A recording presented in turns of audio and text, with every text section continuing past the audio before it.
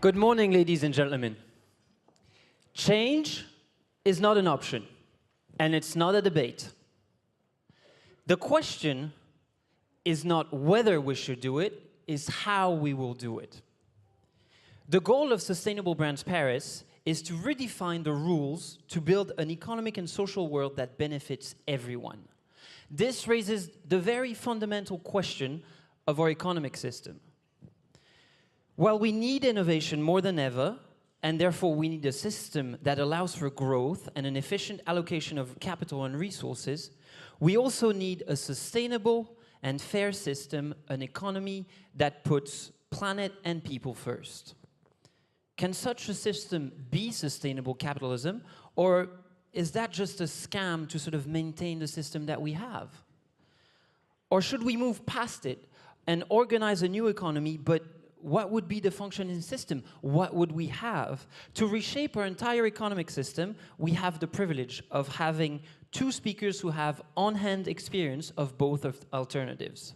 So please welcome this morning the former CEO of General Electric France and the co-founder of RAISE and the Movement for a Benevolent Economy, Ms. Clara Gaymard. Hello, everyone. And the founder and director of the P2P Foundation and the research director of commonstransition.org, Monsieur Michel Bauwens. Hi, pleased to be here. As Kristen told you, this conversation involves all of you, it involves all of us. And here at SB Paris, we value what you think. So on your seats, you have two signs. One is green and one is red. This will allow you to let us know what you think at every moment of the debate. If you agree with what's being said, wave a green sign.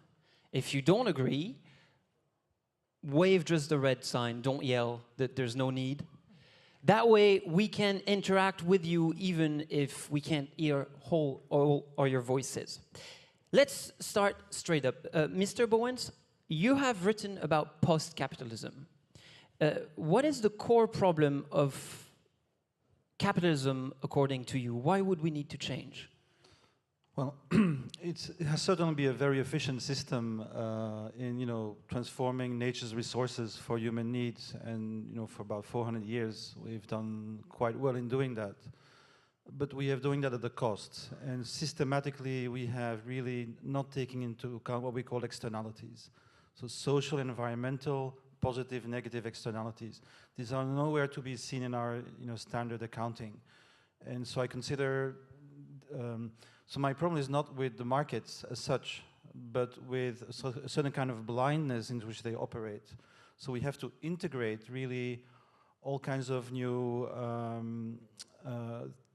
elements in our accounting systems that actually help us make decisions so that we can fulfill human needs without going overboard and destroying the very planet we depend on. So that's kind of basic rule. And so capitalism still has to prove that it can do that. Maybe it will, maybe it can't. But post-capitalism actually means transcend and include. So you take what's good, but then you add new things that create a new framework around it, basically. Ms. Gaymard, would you agree with that depiction that the problem with capitalism is externalities, or would you say that we sort of wave capitalism around like a political totem so that we can find something else? To be honest with you, I don't know what is capitalism. What I understand as an entrepreneur is market economy. And market economy is a tool. The question that we have as citizens is what are the values we share and what we really want to be our society. And market economy is not a value, it's just a system that helps us to build the system and the economy we want, the society we want to live in. So when we started with Gonzague, our company, RAISE, we had this really thinking that as an entrepreneur, we can't rely only on politics. And since company are the one who are making the product, making the solution for the world, we have to put values on that. And the first value that we have to put on the top of what we do is a kind of generosity, to share what we know, what we are able to make, to share that with others that can do something else. and that is an economic tool. So just to say that it's not like during the week you are working and you're making money, and on the weekend you can be generous and give to association. It's the way that we do now.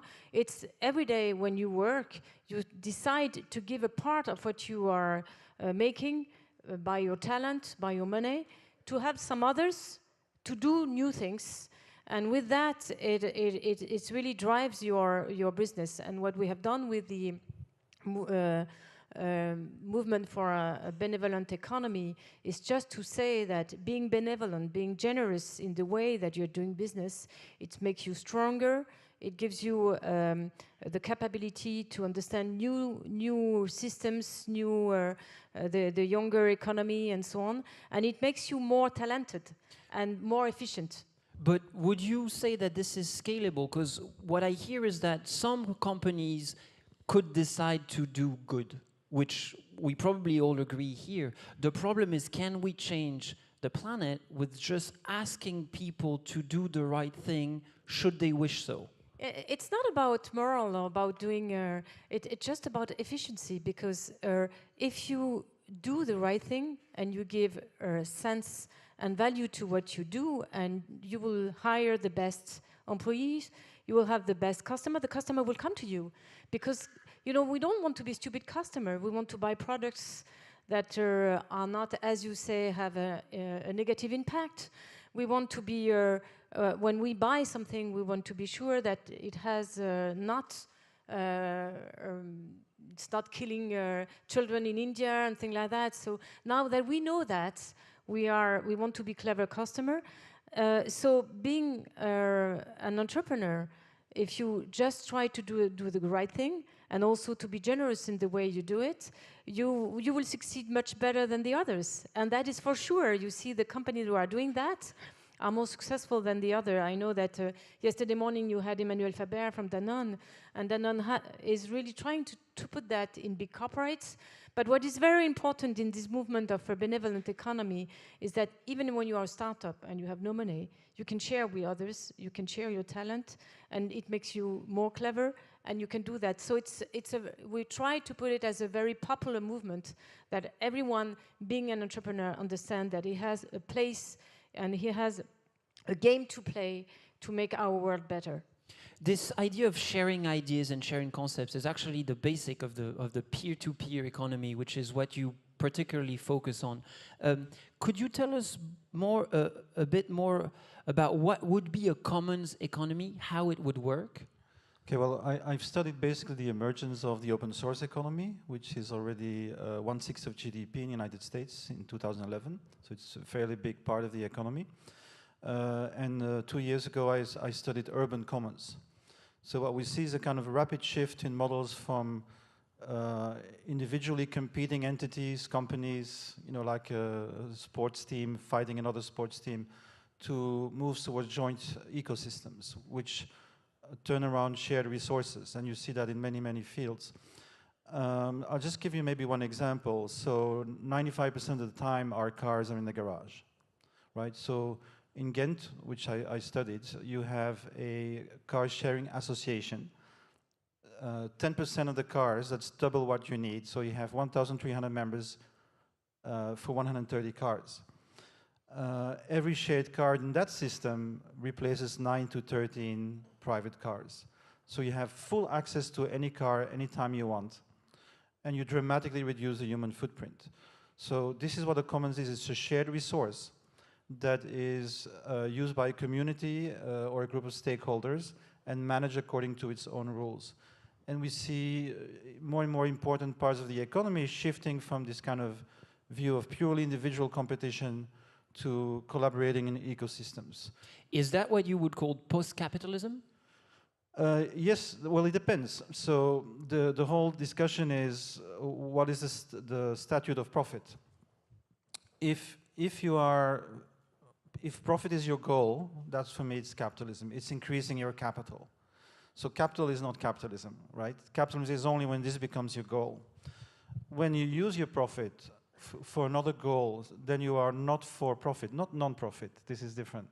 And not for profit means that you are going to use all the techniques of capitalism, if you like, of the market, but in order to achieve things, and achieving these things becomes more important than increasing your capital. So this is what I would call then you're already in another logic. And let me give you an example very quickly. I'm a big fan of the economy of the common good, which is an accounting system. And there was a person called Christian Felber. He looked in all the European constitutions. All European constitutions say that the economy should serve the common good. And this is not metaphysical. People actually agree about 90% about what a common good is. They disagree on how they get there, but they agree that, for example, biodiversity, decarbonization are good things to achieve, just to give a few examples.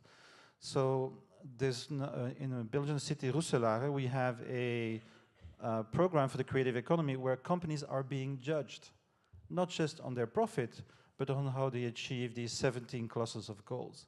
And then the policy of the city is geared towards favoring those who have good societal achievements and ecological achievements and defavoring those. So in that case, you would keep companies, you're just judging them differently. We have lots of more questions, but we have questions from the room. Yes, question from the floor, from the activators. Do you think we need to change the capitalist system from the inside or to create a totally new system? Something completely different? Open floor. I think, as I said, the question is not about capitalism. It's about the intention you put behind and the way you drive it. And to go on your point, if what is wrong today is that you have a kind of capitalism which is making money with money, and the purpose is only making money, and that goes as that goes to the one who have money get more money and so on. This system doesn't work only for them, but also it makes poor the planet, it makes poor the others and so on. And that we have to have rules to change that. But the reality is that when you go on the economy, the market economy, if you are not doing what is really matters for people, okay, you can win for a period of time, but at the end of the day, it won't work. So I will return what you say, saying I fully agree with what you think and what you say, that we are used to look only at the result, but earning money, making profit is not a bad thing. The question is how you make it. Do you make it by I understand that you don't like that when I'm saying that making profit is a bad thing. But the question is that if you don't make profit, how can you share? How can you give to the other? You have to make money to share the money. So what is very important is the way you make money. And we, with Gonzague, when we created RAISE, we decided to give 50% of what we earn to a foundation dedicated to entrepreneurs. If we didn't make profit, we wouldn't have a foundation who has today 26 million euros that we spend to support entrepreneurs. So, and we are proud to make profit because we are able to give 50% of what we earn and to support, we support 250 entrepreneurs, and last year they have created 900 jobs. So the question is not to think that you need to be poor to do the good. You can create, you can create value. You can create businesses that are for the good. When you do businesses that give clean water, that go to the health, solve social issues, that solve environmental issues. If you don't earn money by doing those business, they won't be sustainable.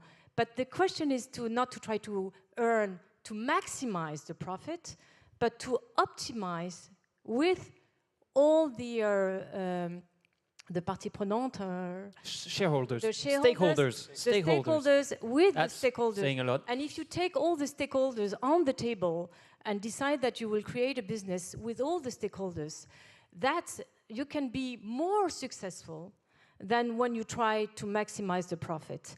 And it's very important to understand that, is that when you take all the stakeholders, the planet, the social link, you will create more value than when you only target the short-term profit.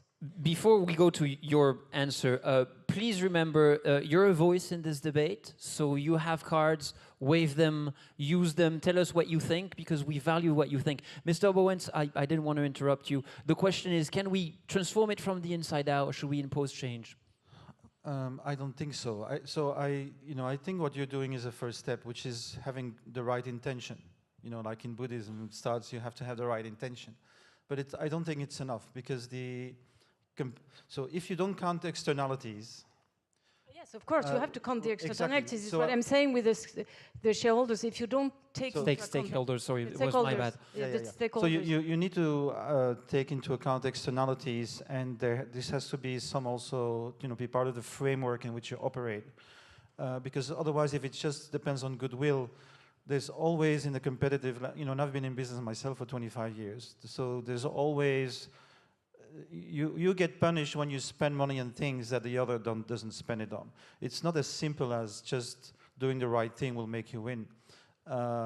Many people who do the right thing are very precarious and poor because they choose to take onto themselves costs which their competitors do not take onto themselves.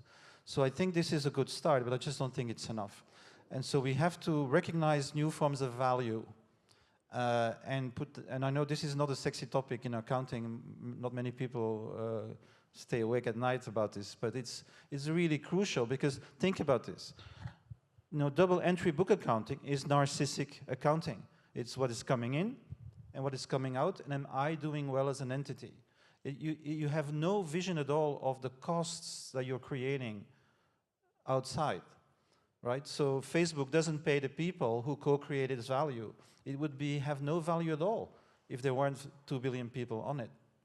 And Airbnb doesn't pay for the gentrification effects that it's causing in cities and that are driving thousands of people outside of the cities. So this is, it's an efficient machine, and it does a lot of good for people who need to earn something extra, but it doesn't take into account by itself the effects of what it is creating. Go ahead. Yeah, I fully agree with what you said, and it's what we have created, an impact fund, because now what we have to do as an investor, we have an investment company, is to invest in companies that really take care about environment and social link to, and to take, as you say, the external effect of what you do. And we really believe that we have to drive the investment world to the impact, and so to take the full implication of what the business are doing to the planet and to the people.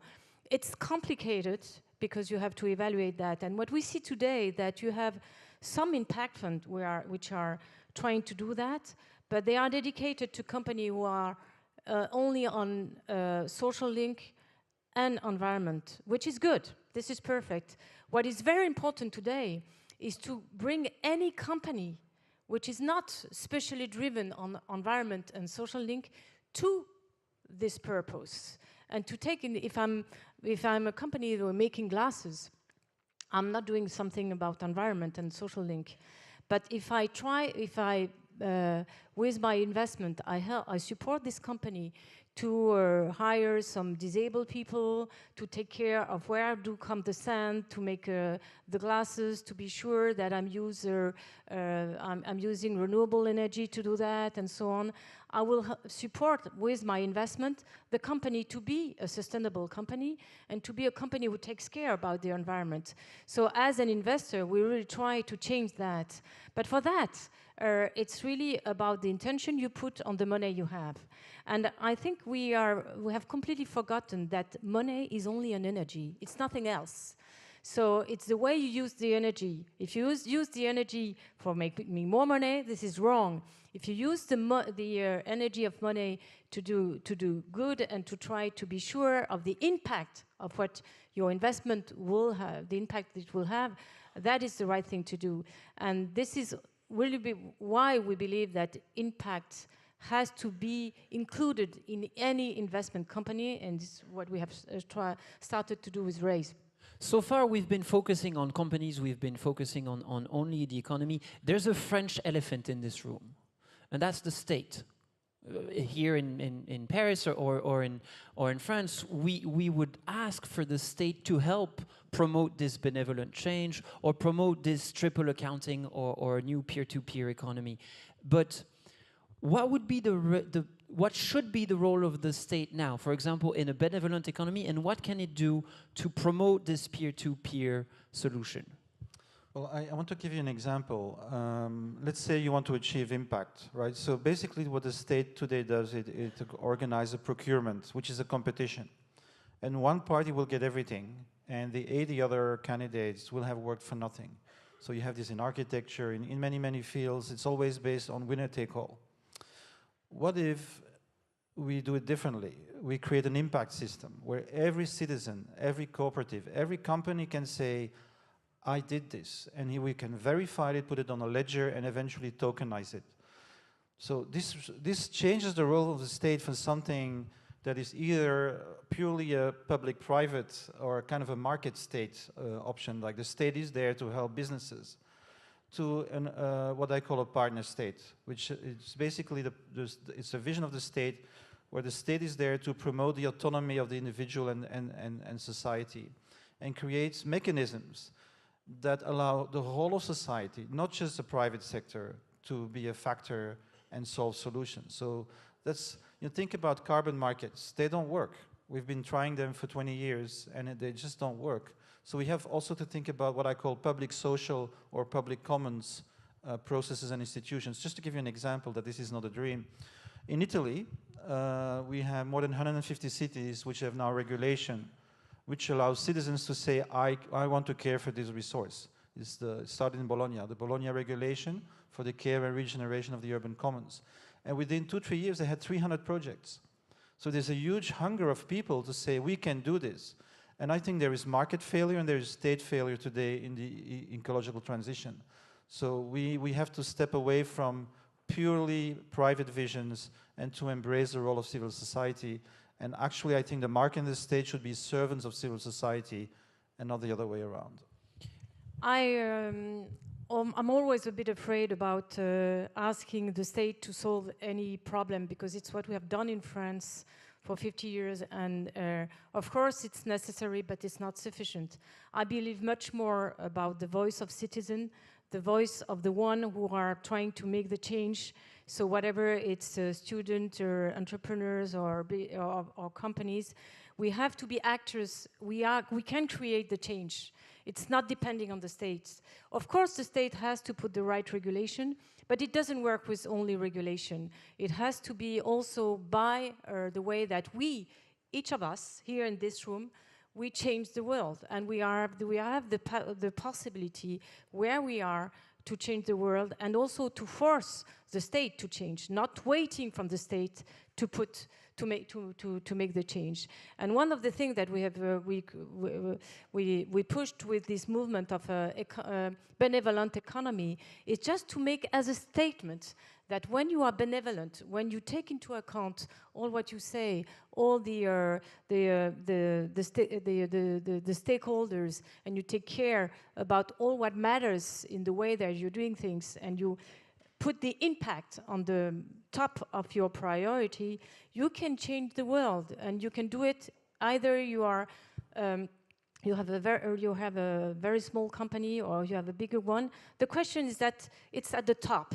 It's not number 10 of your priority, it's at the top. And guess what? And I repeat it because we really believe it. If you put the impact at the top of what you are doing, it will make you more efficient, more successful, and you will do better. Of course, you will do better for the world, but it is really an economic driver. The good news is that we will keep talking about changing the world, and we will stop talking and start acting all day long today at Sustainable Brands Paris. Ms. Gaymard, Mr. Bauwens, thank you very much.